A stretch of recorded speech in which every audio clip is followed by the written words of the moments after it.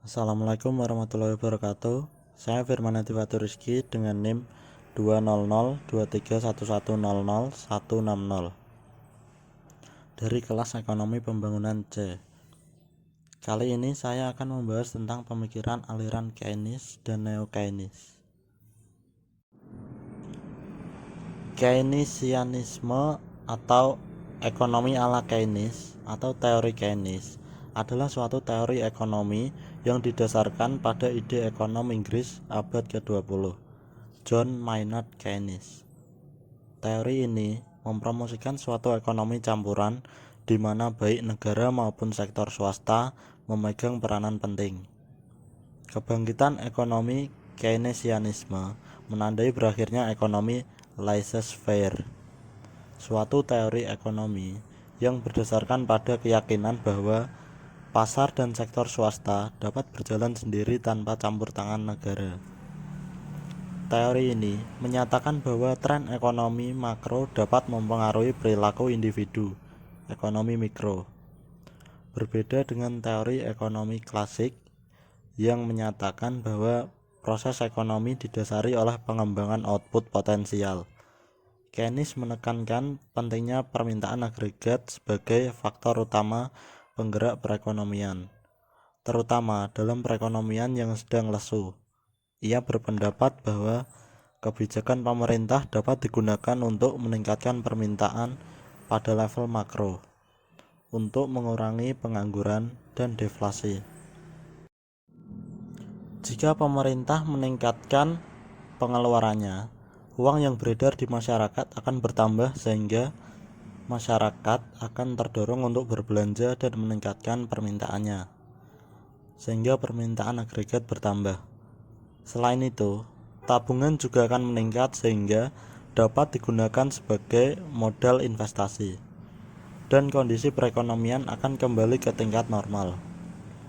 Kesimpulan utama dari teori ini adalah bahwa tidak ada kecenderungan otomatis untuk menggerakkan output dan lapangan pekerjaan ke kondisi full employment atau lapangan kerja penuh.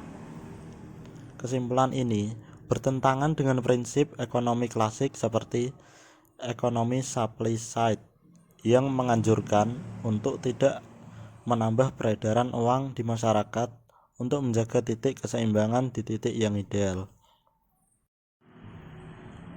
Berikut beberapa tokoh ekonomi pendukung makrab Keynes, baik yang golongan Neo-Keynes maupun pasca Keynes, yang dianggap paling penting. Yang pertama ada Alvin Hansen, yang kedua Simon Kuznets, yang ketiga John R. Hicks, yang keempat Wesley Leontief, yang kelima Paul Samuelson. Penerus ajaran Keynes yang tergolong Neo-Keynesian sering disederhanakan menjadi Keynesian. Mereka banyak berjasa dalam mengembangkan teori-teori yang berhubungan dengan usaha menjaga stabilitas perekonomian.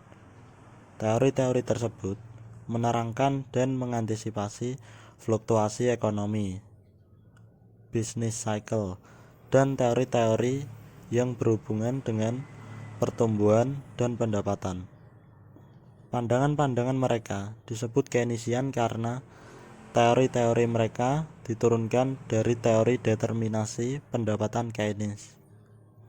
Disebut Neo karena teori-teori Keynes tersebut sudah banyak diperbarui berdasarkan penelitian-penelitian empiris yang lebih baru.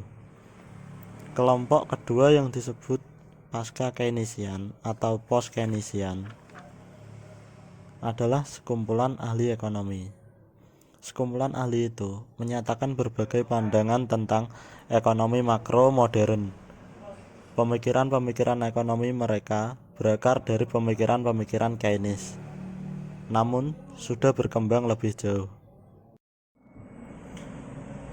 Kelebihan aliran Keynes adalah di mana pemerintah dan pihak swasta memegang peranan penting di dalam suatu perekonomian, sehingga permintaan agregat jauh lebih tinggi, dan saat itulah dibutuhkan kebijakan atau keputusan terbaik pemerintah atau swasta dalam mengurangi pengangguran dan deflasi. Kelemahan teori Keynesian ialah bila suatu hubungan atau manajemen antara pihak pemerintah dan pihak swasta kurang baik, maka semua akan berdampak pada perekonomian masyarakat, dan kelemahan berikutnya adalah terkesan diatur.